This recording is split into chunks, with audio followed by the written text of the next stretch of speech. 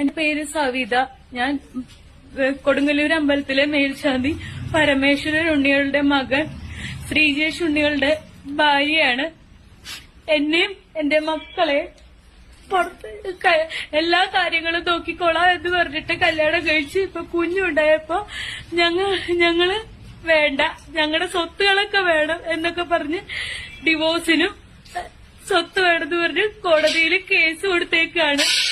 എന്നിട്ട് ഭർത്താവിന്റെ പേരിലുള്ള വീട്ടില് ഞങ്ങള് താമസിക്കുമ്പോ ഞങ്ങളെ ഇറക്കി പുറത്താക്കി പൂട്ടിയിട്ടിട്ട് പോയേക്കാണ്.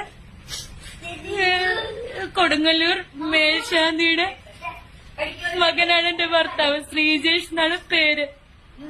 ഞങ്ങളെ പുറത്താക്കി പൂട്ടിയിട്ടിട്ട് പോയേക്കാണ്. എന്റെ അമ്മേനെ ദേഹോപദ്രവം ചെയ്തിട്ട് ഞാൻ നൂറി വിളിച്ചു പറഞ്ഞ് പോലീസുകാരൊക്കെ വന്നതാണ്. എനിക്ക് നീതി കിട്ടണം. ഞാനും എന്റെ പിള്ളേരും അമ്മയും കൂടി ഇപ്പൊ പുറത്ത്, ഞങ്ങളുടെ കുട്ടിയാണ് ഇത്.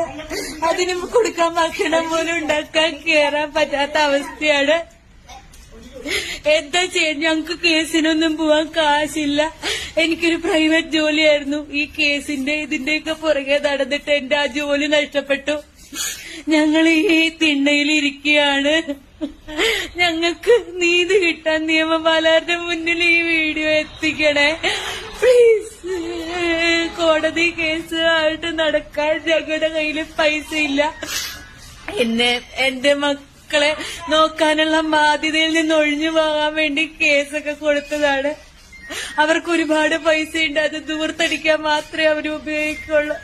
എന്റെ മക്കളെ ബാധ്യത തലേന്ന് പോവാൻ വേണ്ടി കള്ള കേസ് കൊടുത്തേക്കാണ്. എനിക്കാകെ കൂടി ഡിപ്രഷനായിട്ട് വയ്യ. എന്റെ ജീവിതം പോയി. എങ്ങനെ മുന്നോട്ട് പോകണമെന്ന് ഒരു അറിയില്ല. 2 കുട്ടികളാണ്.